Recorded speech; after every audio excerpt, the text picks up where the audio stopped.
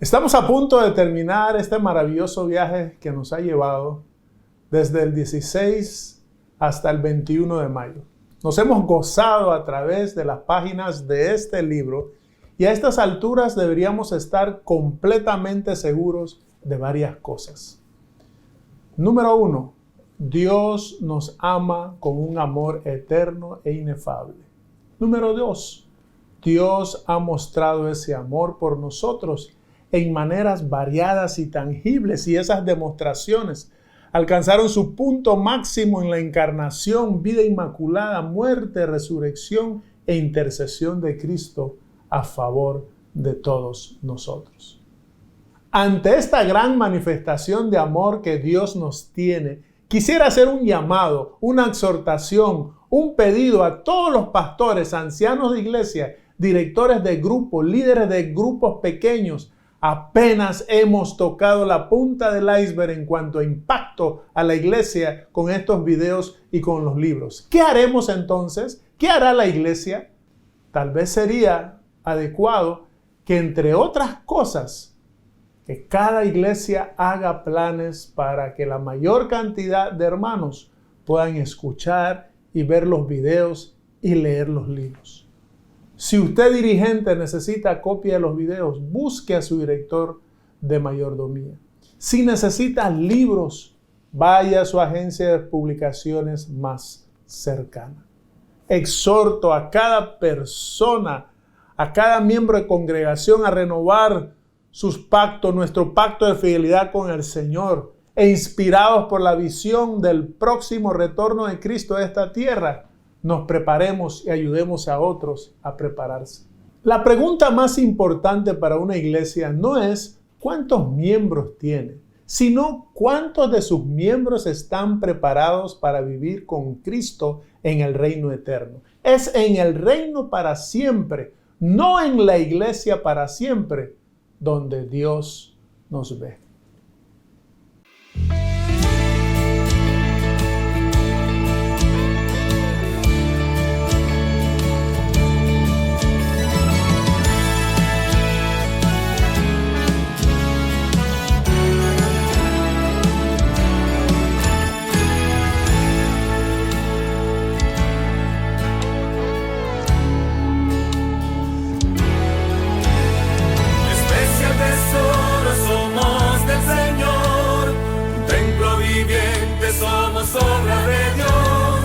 El hombre nos mira con poco interés, es que no nos mira como Él nos ve. Él todos sus bienes nos dio por amor, administramos los tesoros de Dios, guardamos su ley como prueba de fe, benditos del Padre así como Él nos ve.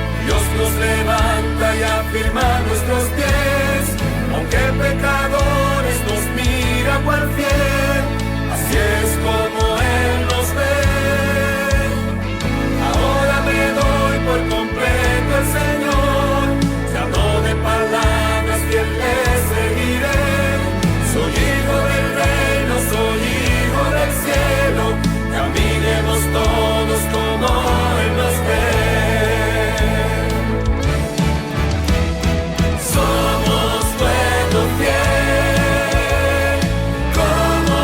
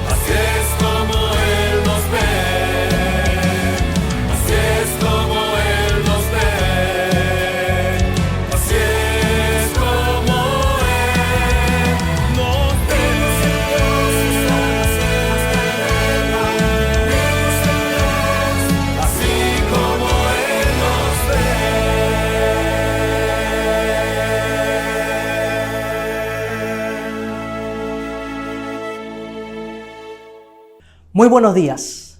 Es una bendición estar juntos. Les invito a buscar la dirección de Dios a través de la oración. Oremos. Padre nuestro que estás en los cielos, oh Dios, gracias por la noche de descanso, porque nos has permitido amanecer con vida un día más. Gracias por tus cuidados y tus misericordias. De una manera especial, oh Dios, ponemos este programa en tus manos. Que tú dirijas a la persona que va a trazar tu palabra y que nosotros, los que vamos a estar conectados, que vamos a estar escuchando esta programación, oh Dios, que tú puedas obrar en nuestras mentes y en nuestros corazones para que podamos no solamente ser oidores, sino hacedores de tu palabra, para que podamos crecer espiritualmente y así alcanzar la estatura que necesitamos para entrar al reino de los cielos. Acompáñanos en esta ocasión como siempre lo has hecho. Oramos en el nombre que está sobre todos los nombres, en el nombre de Cristo Jesús. Amén. ¿Cómo ve Dios a los seres humanos? ¿Cómo espera el Señor que tratemos a nuestros semejantes? El Departamento de Mayordomía de la Unión Panameña presenta el programa Como Él nos ve. Una mirada al lado humano de la Iglesia. Un programa donde verás el gran valor que Dios atribuye a cada persona, el trato digno y respetuoso que merece cada ser humano. Como Dios nos ve. Y ya con nosotros nuestros anfitriones, los pastores Roberto Herrera y Vladimir Polanco, con el tema Ricos en Dios. Un saludo muy especial para cada uno de ustedes. Gracias por continuar con nosotros en una entrega más del estudio del libro Como Él nos ve.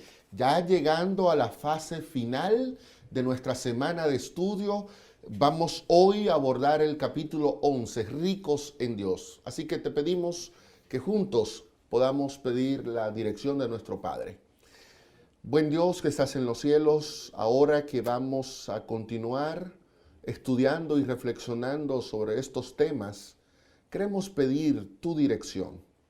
Y queremos pedirte, Señor, que tu Espíritu Santo pueda impresionar el corazón de cada lector, de cada amigo, de cada hermano que ha estado en sintonía con nosotros a través de las distintas plataformas tecnológicas. En el nombre de Jesús te lo pedimos. Amén. Amén. Bueno, pastor, según la revista Forbes, el hermano Jeff Bezos, el dueño de Amazon, es una de las personas más ricas del mundo y tiene una fortuna de nada más y nada menos que de 113,000 millones de dólares. Y en una sociedad como la que vivimos, donde la fascinación por lo temporal nos hace ver a las personas con más recursos como nuestro modelo a seguir, como la gente que tiene más valor, como a las personas que ocupan los principales puestos en revistas, en periódicos, en noticias. Entonces, ver a ese tipo de gente nos emociona y sería bueno que hoy tratemos de reflexionar en el valor de Jeff Bezos. ¿Depende por la gran fortuna que tiene? Y yo que nunca en mi vida tendré tanto dinero como el que este señor ha logrado amasar. ¿Significa eso entonces que yo tengo un valor secundario? ¿Que mi dignidad está por el suelo? Me emociona mucho una declaración que tuvo Jesús en Lucas, capítulo 12, versículo 15, donde Jesús dijo que la vida del hombre no depende de lo que tiene. Repito, la vida del ser humano no depende de lo que tiene. Y hoy vamos a ver entonces de qué realmente depende que tú puedas tener una vida buena y buena en abundancia. Yo creo, Pastor Vladimir, que sin duda hay una gran necesidad, digamos esto en línea general, de que el cristianismo regrese a la palabra de Dios. Y me refiero, ya sea que hablemos de la salvación, de la santificación, del servicio, como también de las finanzas. ¿Y por qué digo eso? Porque los seres humanos, según Dios, tenemos un solo propósito para todo lo que hacemos en este mundo. y es glorificar a Dios. Por lo tanto, este tema tan importante de el dinero, su importancia y el lugar que debe ocupar en nuestra vida, es necesario que lo estudiemos a la luz de lo que dice Dios. Y es interesante encontrar que la Biblia tiene mucha información acerca del dinero. Hay muchos principios bíblicos, es decir, procedentes de la sabiduría divina, que están ahí no para ser una carga para nosotros, sino que están ahí como consejos de un padre bueno, amante, generoso, que quiere que a sus hijos les vaya bien. En mi opinión, y creo que no estoy solo en eso, muchos de los problemas que hay hoy día con el dinero se debe a que la iglesia y el mundo ha tomado este tema y ha ignorado el consejo divino. La Biblia, por ejemplo, hablando del dinero, reconoce que es importante. Importantísimo, porque es un recurso que nos ayuda a conseguir bienes, a pagar por servicios, que nos permite ir adelante con muchos asuntos de nuestra vida.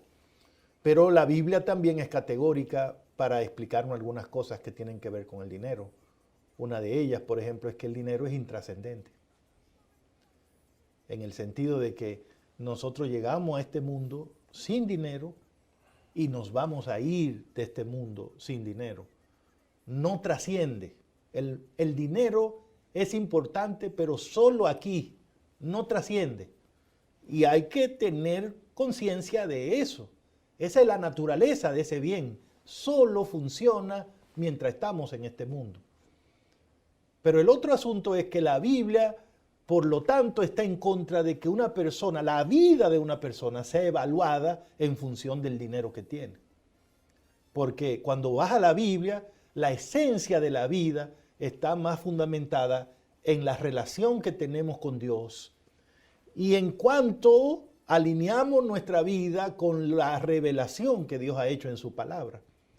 De hecho, el Evangelio de San Lucas, en el capítulo 12, el versículo 15, dice que la vida de un hombre no se mide por cuánto tiene. Es una versión del Nuevo Testamento, la versión viviente del Nuevo Testamento lo presenta así. Y por supuesto, al contrario de eso, en la otra cara de esa moneda, Jesús dice, no solo de pan vivirá el hombre, no solo de lo material, no solo de lo que se puede comprar. El hombre también para vivir necesita la palabra de Dios. Bueno, y si alguien quiere tener una buena idea de lo que Dios piensa del dinero y los peligros que están asociados con ese asunto, yo les recomiendo altamente el capítulo 11 de este libro, en el que usted, Ricos en Dios, en el que usted tomó tiempo para analizar una historia que el Señor Jesús contó acerca de un señor rico, pero que tenía problema de criterio, ¿no? ¿Por qué no nos cuenta detalles de lo que usted encontró en la historia? Ya, mira, la historia se encuentra en Lucas 12, 16 al 21, y en las páginas 155 a las 157 del libro, usted puede encontrar más detalles, pero la historia de un hombre impresionante. El hombre era rico. Su cosecha ese año había tenido una producción extraordinaria. Y precisamente era tanta la cosecha que tenía que el hombre dijo, ¿qué voy a hacer con todo lo que tengo? Ah, ya sé lo que voy a hacer. Voy a fabricar, dice el versículo 19, edificaré graneros más grandes y entonces mi alma dirá, alma, muchos bienes tienes guardados para muchos años, descansa, come, bebe y regocíjate. Lo interesante de esto, Pastor Roberto, es que pareciera que Jesús está contando la historia de una persona que vive en el siglo XXI. Sí. Nosotros vivimos en una época donde la gente vive absorta por la fascinación, por lo temporal. Solo le importa eso, comer, beber, regocijarse, conseguir más dinero, adquirir más cosas, guardar. Pareciera que tener es lo más importante. Y es lo que está pasando con este hombre. Hay una declaración que yo quisiera leerte de la descripción que nosotros hacemos de este personaje. Es un hombre cuya alma vive ofuscada en el tener. El desapego hace tiempo que desapareció de su diccionario. Su vida se consume como una vela ante el altar de la avaricia ilimitada. Sus días transcurren en las redes de un placer libertino que no satisface el vacío del alma. Se le olvidó que vivir es ante todo una experiencia de solidaridad con sus semejantes. Para él desaparecieron todos los tú y nada más existe su excelso yo. Al este hombre no estar preocupado por nadie más que no fuera él, está revelando su egoísmo, su codicia, su avaricia. Y entonces la fabricación de un granero físico está poniendo de manifiesto un problema espiritual. Y es un problema tan espiritual que este hombre de Lucas 12 nada más cree en sí mismo, en sus logros. O sea, usted lee la historia y en ningún momento se le ocurre pensar, pero Dios fue el que me bendijo con más frutos. Dios fue el que me dio una mejor cosecha. Dios fue el que me dio salud para que yo pudiera trabajar más tiempo. No, este hombre nada más cree en él mismo y en lo que tiene. Y qué triste fue su final. Porque en un momento cuando suponía que todo iba a marchar bien, entonces vino la palabra, necio, hoy se acaba tu vida. ¿Qué vas a hacer con todas las cosas que lograste atesorar? Estamos entonces frente a una persona que es inmensamente rica delante de los hombres, pero que delante de la presencia de Dios es sumamente pobre. Y es pobre porque ni se le ocurre pensar, si el Señor me bendijo mucho, es para que yo comparta mucho con mis semejantes. Lo que dice es, tengo mucho y lo que voy es a fabricar para más espacio, para acaparar y que yo pueda tener más. Al este hombre estar tan preocupado en tener, demostró que en realidad era una persona sumamente pobre. Y la verdad es que la historia que aparece en Lucas 12 es muy aleccionadora. Jesús resumió todo el mensaje de la historia en una advertencia, ¿no? Cuando él contó la historia, la advertencia final fue en el versículo 15, y ustedes tengan cuidado de la avaricia, de la avaricia. Y entonces ahora sabemos que, bíblicamente hablando, uno de los peligros de no entender la función, la naturaleza y el valor del dinero y definir claramente qué lugares eso va a ocupar en nuestra vida, es que podemos caer en un patrón de avaricia. Todos tenemos ese potencial. ¿Y qué es la avaricia, pastor? Evidentemente es un deseo desordenado de tener cada vez más, sin tomar en cuenta ninguna otra variante, solamente el hecho de tener. Y lo que no se dan cuenta muchas personas, como el rico insensato de la historia, es que si tenemos mucho o poco, pero nos dejamos agarrar de una mentalidad de avaricia, ni siquiera lo mucho que tenemos nos va a satisfacer. Porque mire, este rico, evidentemente su finca produjo mucho. Pero en lugar de estar celebrando lo mucho que produjo su finca, el hombre estaba preocupadísimo, pastor. ¿Y cuál era su preocupación? Que estaba produciendo demasiado y no tenía dónde guardar o almacenar. O sea, era rico, pero no podía ni siquiera disfrutar, porque la avaricia de tener más no lo dejaba disfrutar lo que ya tenía. Y entonces desarrolló una filosofía de vida. ¿Cuál? Quiero tener más, pero no para darle a otros, no para compartir con otros, sino para acumular, Y de ahí es la advertencia de Cristo. tengan cuidado con la avaricia. Creo que debería usted en el próximo segmento ayudarnos a entender algunas ideas más alrededor de este asunto. Quédense con nosotros y ya volvemos aquí en Como Él nos ve. Como Él nos ve, una mirada al lado humano de la iglesia.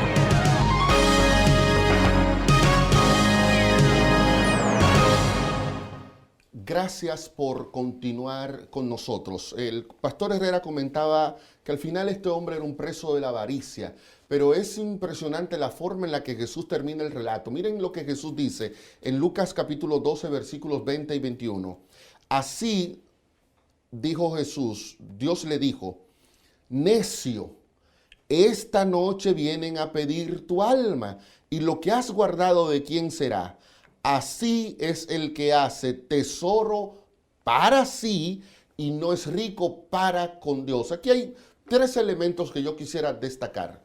En primer lugar, Jesús llama a este hombre una persona necia. Un término fuerte, ¿no? En la Biblia, el necio es aquel que vive de espalda a Dios y vive de espalda a sus semejantes. El necio es el que no respeta la voluntad del Señor. El necio es el que anda por los caminos que no pertenecen al Padre Celestial. Por lo tanto, el estilo de vida avaricioso que revelaba este hombre no es un estilo de vida que va en armonía con la manera que Dios espera que nosotros vivamos.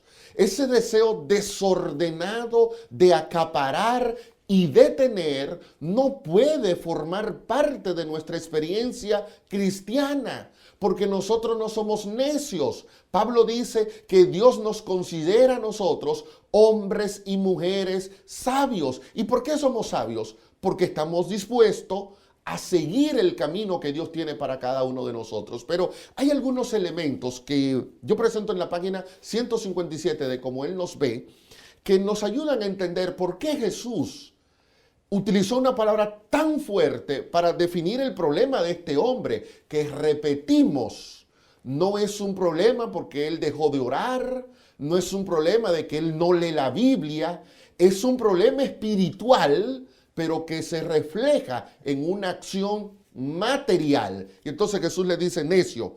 ¿Por qué es necio? Bueno, número 1, es necio porque funda su seguridad en tener y no en ser. Número 2, es necio porque se afana por poseer y acumular en vez de empeñarse en creer.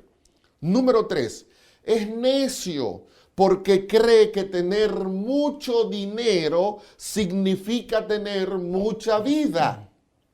Es necio porque está convencido de que la posesión egoísta da alegría.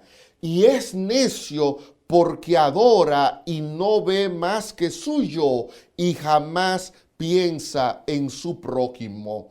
Evidentemente, este relato nos hace evocar las palabras del salmista en Salmo 39, 5 y 6. Dice el salmista, diste a mis días, o escuche bien, diste a mis días término corto, y mi edad es como nada delante de ti. Ciertamente es apenas un soplo todo ser humano que vive. Ciertamente, como una sombra es el ser humano. Ciertamente, en vano se afana, amontona riquezas y no sabe quién las recogerá. Por eso Jesús dice, este hombre atesoró tesoro para sí. Frente a sí mismo y frente a los demás era rico, pero delante de Dios era pobre, porque una vida enfocada en lo material da evidencia de una pobreza que incluso te quita el sentido para el cual Dios te creó. En los versículos 20 y 21 de Lucas 12 está la declaración del Señor Jesús que el pastor Polanco nos leyó hace un ratito. Y ahí están muy explícitamente explicadas las razones por las que Cristo decide también llamarle necio a este hombre.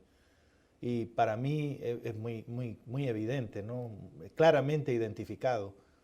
Necio era este hombre porque se olvidó que la vida no solo consiste en tener cosas. Se olvidó que un día todos daremos cuenta delante de Dios. Dios le dijo, es necio porque, mira, le llegó el día del juicio y no estaba listo. Esta noche vienen a pedir tu alma. Esta noche vienen a pedirte tu alma. O sea, ¿y qué del juicio? O sea, ¿te preparaste para ese momento también? ¿Tienes un almacén que te va a ayudar? ¿Guardaste cosas para el día del juicio también? ¿O solo viviste para guardar cosas que no van a contar para el juicio? Era un necio por eso. Pero también para Cristo era un necio porque se había dedicado a guardar y a guardar cosas que incluso nunca él iba a poder usar ni disfrutar. En algún momento Cristo pregunta, ¿has guardado lo que has guardado? ¿De quién va a ser?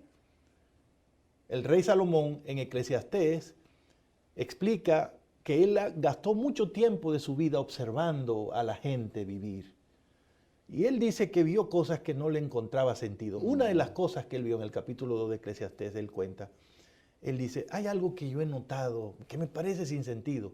Es la persona que gasta toda su vida acumulando dinero y al final se muere. Y luego viene otro que no hizo nada para conseguir ese dinero y lo disfruta todo. Entonces, eso no tiene sentido. Eso es una vanidad. Es evidente que la vida no es para eso. Porque ¿a quién se le ocurre que Dios le va a dar una vida para que se dedique solo a guardar algo que después otro viene a usar? Entonces, tenemos que entender este tema del dinero. Es la moda, es el Dios de la época, pero en realidad ¿es eso? ¿Debería ser nuestro Dios? ¿O es algo que está llevándonos a un punto de necedad? Este hombre era necio, según Cristo, no porque estaba tratando de acumular sus bienes. No hay nada de malo en eso. La declaración dice que era necio porque estaba haciendo tesoro para sí sin tomar en cuenta hacer tesoros para Dios. Que quede claro, Pastor Polanco, la Biblia no tiene nada en contra de ser rico. Yo creo que más bien todo a favor, porque de nuevo, el dinero es importante, en la Biblia es importante. Lo que Dios no aprueba es que el dinero nos lleve a olvidarnos de Él, a convertirnos en necios. Y la avaricia tiene ese potencial. La avaricia nos lleva a un punto que se nos olvida hasta que Dios existe. Porque el Señor de la historia, Él pensó que como Él era dueño de tantas cosas, también era dueño de la vida. Pero se le olvidó que Dios te puede dar mucho. Incluso al Señor que usted mencionó al principio de este programa, evidentemente Dios le ha dado mucho y es dueño de muchas cosas. Pero hay una cosa que el Señor más rico del mundo jamás tendrá la propiedad y es de la vida de Él. La vida de Él está en las manos de Dios y la vida de todos nosotros. Así que sea que nos dediquemos a acumular, que tengamos mucho o poco, sería bueno recordar que tenemos una vida prestada, que no sabemos cuánto nos va a durar. Así que vivamos de tal manera que cuando llegue el momento de devolverle la vida al dueño, podamos dar buena cuenta. Y esa historia está ahí no solo para que gastemos una hora aquí criticando al Señor este. Esa historia está ahí porque todavía 2000 años después nosotros seguimos batallando con el problema del dinero. La Biblia reconoce que el dinero es un campo de batalla espiritual. Y por eso la iglesia tiene que hablar de eso. Alguien pudiera decir, pero ¿por qué están hablando del dinero en un programa que tan espiritual? Porque el dinero es un campo espiritual tremendo. Millones de gente abandonan su lealtad a Dios por asuntos que tienen que ver con el dinero. Y entonces hoy, como el rico insensato, muchos de nosotros estamos teniendo problemas con el manejo que le damos al dinero. Y la pregunta es, si nos pasara lo mismo que le pasó al señor este, en ese proceso afiebrado de tener, si hoy nos tocara a nosotros que vinieran a pedir nuestra alma, si hoy fuera el día, Pastor Vladimir, ¿qué contestaríamos? ¿Qué pudiéramos decir?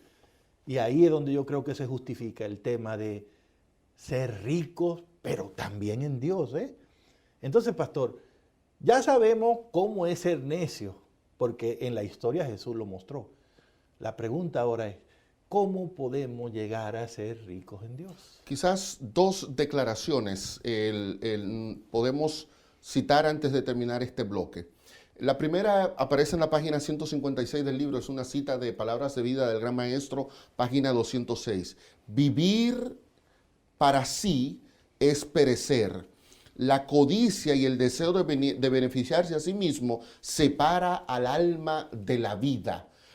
Una de las formas entonces en la que yo comienzo a ser rico para Dios y a vivir esa riqueza espiritual que viene en Dios es cuando yo comprendo, la vida no gira en torno a mí. Dios no me dio la vida para que yo me dedique única y exclusivamente a complacerme a mí. Dios me dio una vida para agradarlo a Él y para que esté al servicio del prójimo.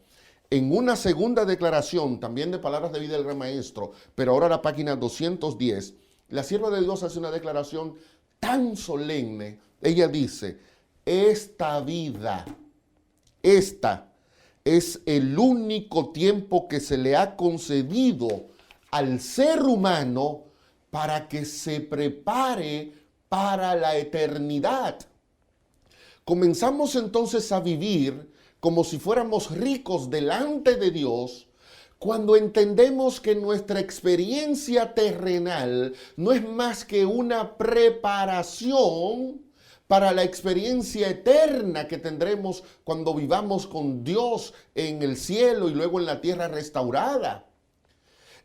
El problema del joven, del señor que estamos mencionando ahora, es que demostró que al no saber gerenciar su vida, al no saber manejar los recursos que Dios le puso, no estaba en condiciones de poder vivir como una persona que es rica delante de Dios. Porque una persona que es rica delante de Dios, cuando se pone delante de un espejo, lo que visualiza es la eternidad, no se visualiza a sí mismo. Entonces, una pregunta práctica que te ayudaría a ti a responder si realmente tú estás tratando de vivir esa riqueza que tiene que ver con Dios es, ¿qué tiene más importancia para mí? ¿Lo terrenal o lo celestial? ¿Qué tiene más importancia para mí? ¿La vida que necesito llevar aquí ahora o la vida que llevaré por el resto de la eternidad? ¿Qué estoy haciendo yo con este periodo de tiempo de 18, 25, 50, 70, 80 años? Yo no sé los años que Dios me va a dar, como decía el salmista. Pero estos años, hermanos, estos años son los que están determinando dónde vas a pasar la eternidad. Si la vas a pasar en el olvido, en el polvo de la muerte, o la vas a pasar disfrutando de la presencia gloriosa de tu Dios. Yo creo que podemos continuar desarrollando un poquito más este concepto en el siguiente bloque. Como Él nos ve, una mirada al lado humano de la iglesia.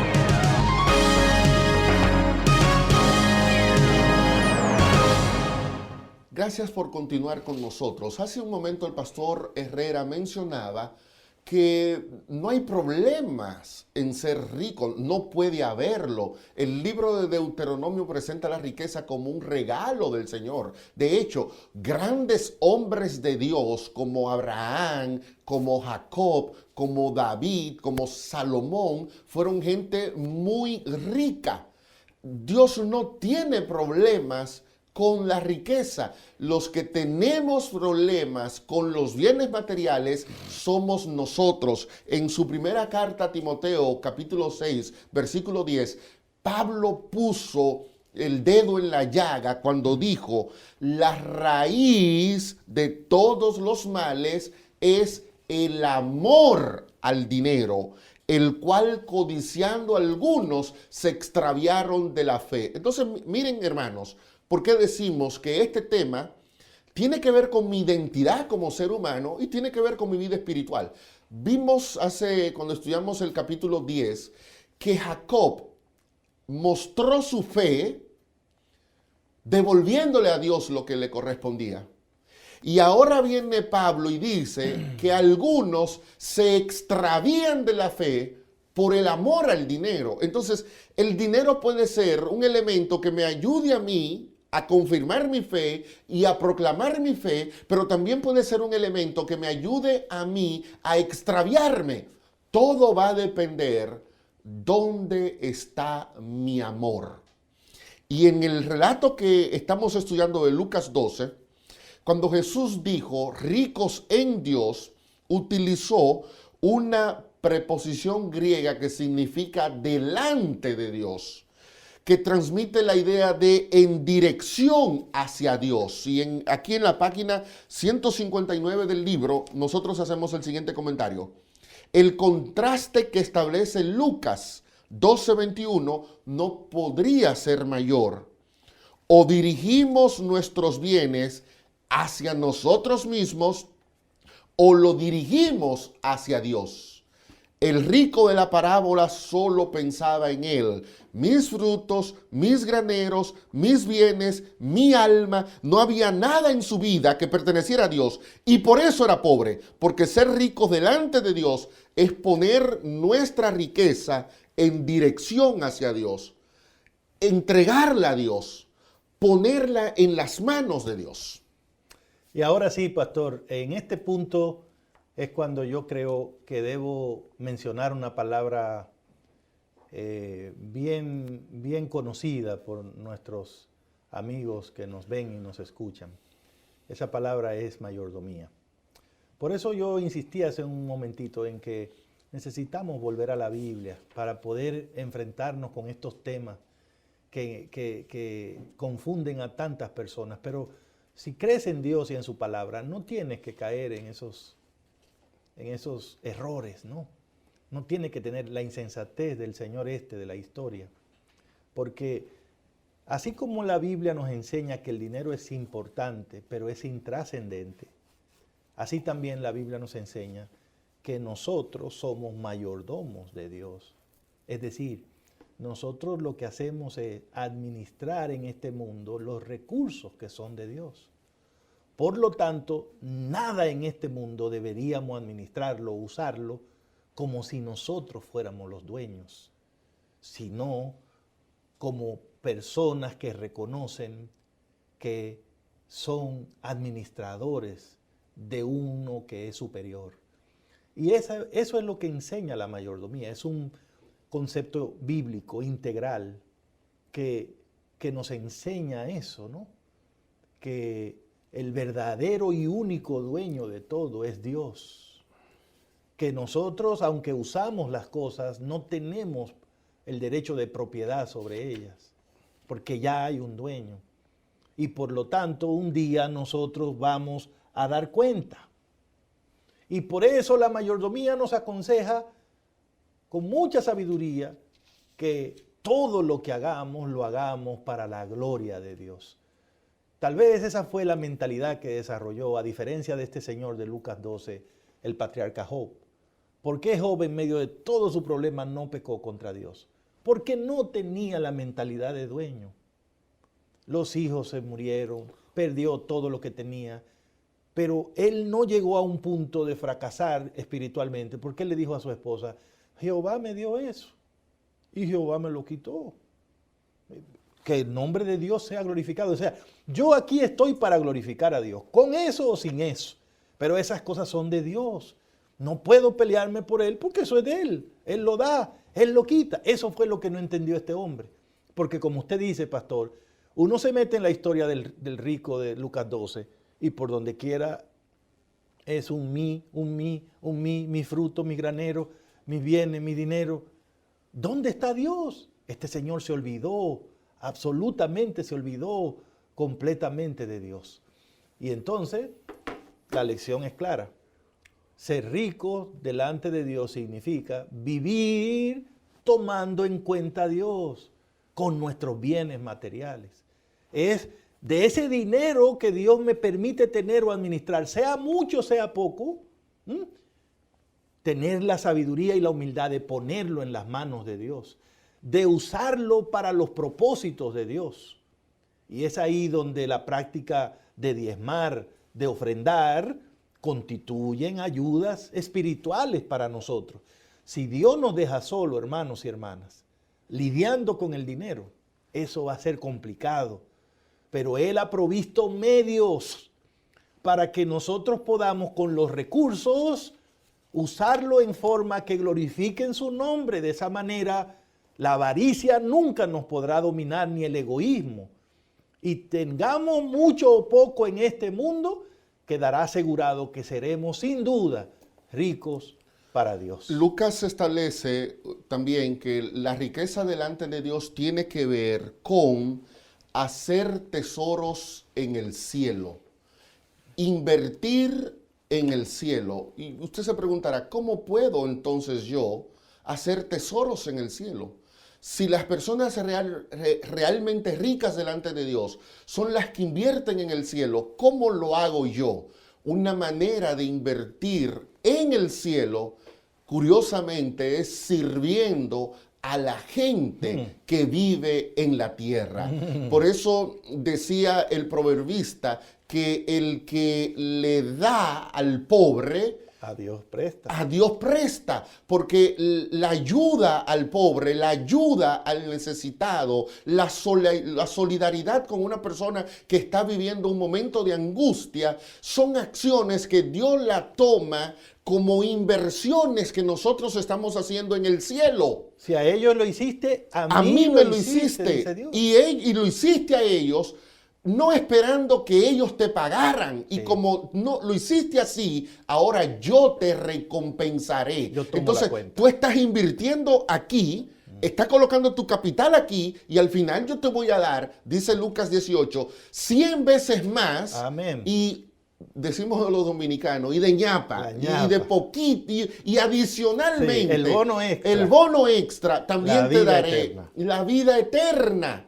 Entonces, ¿cómo nosotros podemos obviar esa riqueza, esa abundancia espiritual que nos llega por ir en auxilio de mi prójimo?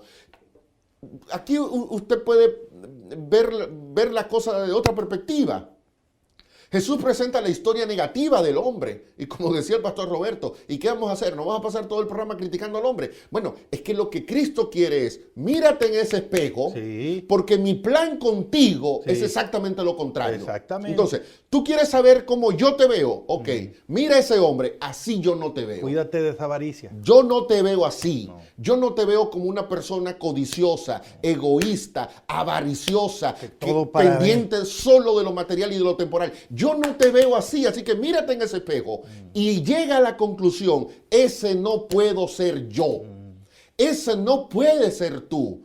Porque el espíritu del cielo es la generosidad, es el servicio, es empeñarnos en atesorar riquezas donde nadie podrá quitárnosla, y es en el cielo.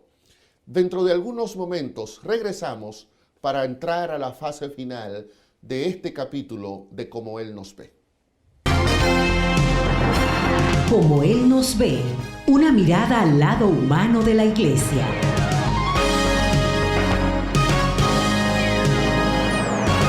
Y bueno, aquí estamos para los minutos finales de esta entrega del capítulo 11, Ricos en Dios.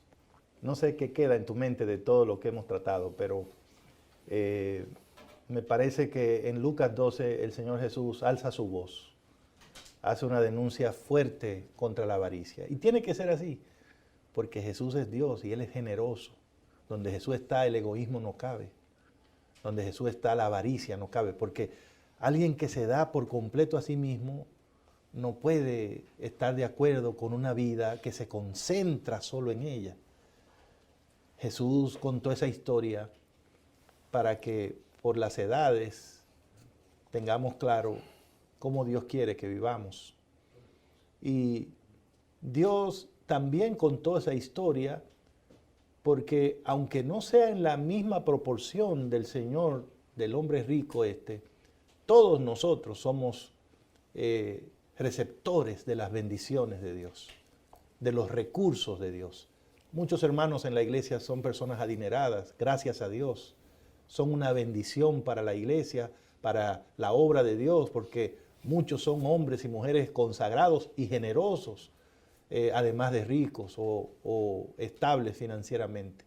Y hay muchos otros hermanos que son pobres en términos de este mundo, humildes, pero también son una gran bendición para la obra de Dios, porque son hombres y mujeres que aman a Dios y son consagrados a Dios. Y aunque son pobres, y lo son en este mundo, son ricos para Dios, son ricos delante de Dios, por una sola razón, porque de lo que Dios le da, toman y ponen de eso recursos para que la obra de Dios adelante. Y para Dios eso es sabio, es sensato, porque es vivir aquí y al mismo tiempo estar depositando para la eternidad. Me parece, Pastor Vladi, que sería una desgracia que agarráramos esta vida que Dios nos prestó solo para dedicarnos a acumular cosas en este mundo que se van a quedar todas aquí y que van a ser quemadas en el día final. Me parece que es muy sabio, mientras Dios nos dé vida, disfrutar lo que podamos aquí decentemente y en orden, y al mismo tiempo acordarnos de mandar algunos depósitos para la eternidad. Hace un par de semanas atrás, en el tiempo cuando yo estaba escribiendo el libro, leí un artículo titulado Don Dinero. Lo escribió un periodista. Estoy hablando de un periódico secular, no es una persona creyente, pero me impresionó mucho la forma en la que él habló del dinero. Y una de las cosas que dijo ese periodista es: el valor esencial del dinero es revelar la hondura de nuestra naturaleza. Las piedras están hablando. O sea, esto no me lo está diciendo un predicador, ni un teólogo, ni un lector de la Biblia. O sea, una persona que no tiene una vinculación religiosa me dice: el dinero revela la profundidad de tu naturaleza. Revela lo que eres. Revela cómo está tu corazón. Y fue lo que le pasó al hombre de Lucas, capítulo 12. Yo quisiera terminar leyéndote esta declaración que aparece en la página 160 del libro. Es probable que durante muchos años la manera en la que hemos manejado nuestros recursos haya revelado nuestra falta de sensatez. Pero con la ayuda y la dirección del Señor, hoy podemos comenzar a sentirnos como Dios nos ve. Y Él nos ve como ricos delante de Él. Y parte de nuestra riqueza se encuentra en que podamos contribuir con una obra que excede en valor a todo el oro y a toda la plata del mundo. ¿Y cuál es esa obra? La salvación de las personas. Amén. Que Dios te bendiga y gracias por haber estado en esta entrega, y nos vemos en el próximo programa de Como Él nos ve. Agradecidos estamos por el tema de hoy, así que ahora vamos a tener la oración. Querido Dios, agradecidos estamos en esta mañana porque nos has permitido escuchar este tema tan maravilloso. Guíanos durante este día viernes, un viernes de preparación, y que cada uno de nosotros pueda, en su lugar de trabajo, en sus quehaceres de este día, pueda ser una bendición para las personas que los rodean. Oh Señor, también agradecidos estamos porque durante toda la semana Tú nos has acompañado en estos temas tan importantes. Que estos temas queden en nuestros corazones, oh Señor. Bendice a los dirigentes de nuestra unión, a los dirigentes de los campos locales y a cada hermano que se ha conectado durante estas madrugadas y durante la noche para buscarte, oh Señor. Guíanos, cuídanos, lo pedimos, oh Señor, en tu nombre. Amén. Continuando con nuestra programación especial, no te pierdas esta noche en punto de las 7, el tema Benditos de mi Padre. Te esperamos.